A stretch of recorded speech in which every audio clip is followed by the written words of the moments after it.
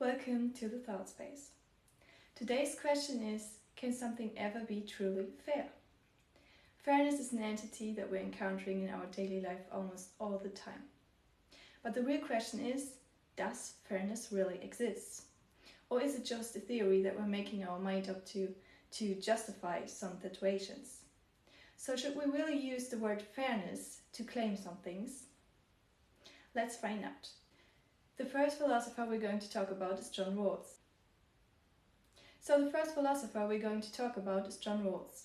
He thought about fairness as justice and equality.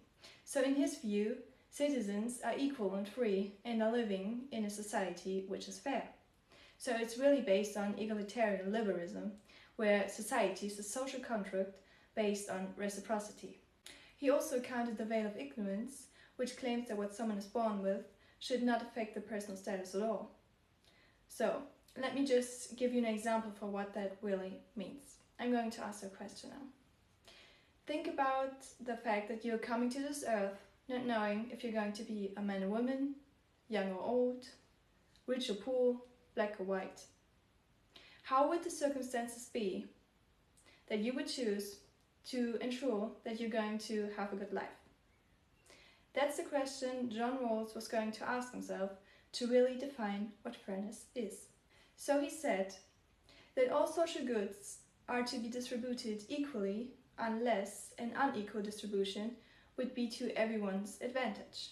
He also talked about two different principles. The first one is about equal basic rights and liberties, such as political liberties, and the second one is about equality of opportunity and difference principles.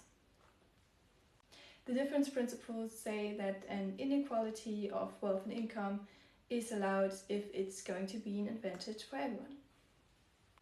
So all in all, we could say that Rawls views fairness as something like equality and justice, and that he really focuses on the outcome of everybody's life. Talking now about a critic of the two principles of John Rawls, we would have a closer look to Robert Nozick's view on fairness. So instead of really looking at the outcome, Robert Nozick has a new way at looking at the path to where the outcome led to. So if we're going to think about a society where one man is poor and one is wealthy, John Rawls would just say it's not fair and it's unequal, as one really does have bad life circumstances and one is utterly rich. Well, Robert Nozick would not just have a look at the outcome, as John Rawls would say, or would do. Robert Nozick would just have a look at the path that led them to those life situations. So if the poor man never did anything to get out of the place or even brought himself into that, and the wealthy man really worked hard for his future and for his life situation that he's in now, he would say it's fair, as both really did something to get to the outcome. So what you really put out in the world does come back to you. So Robert Nozick says fairness is more something subjective and individual, and it has to be looked at the path and everything around the outcome, not just the outcome itself.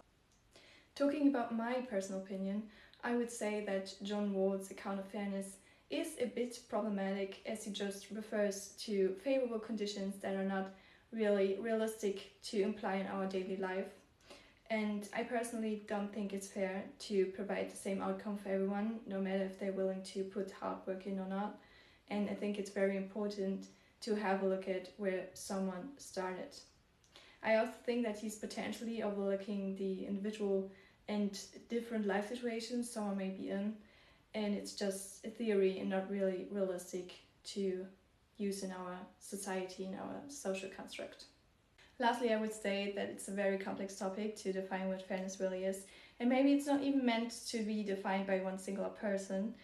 And yeah, even philosophers are having the trouble to claim what something as fairness is.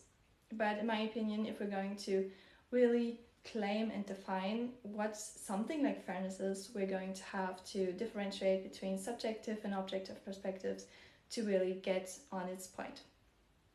So that's all about fairness today. I hope you liked it, and see you in the next video.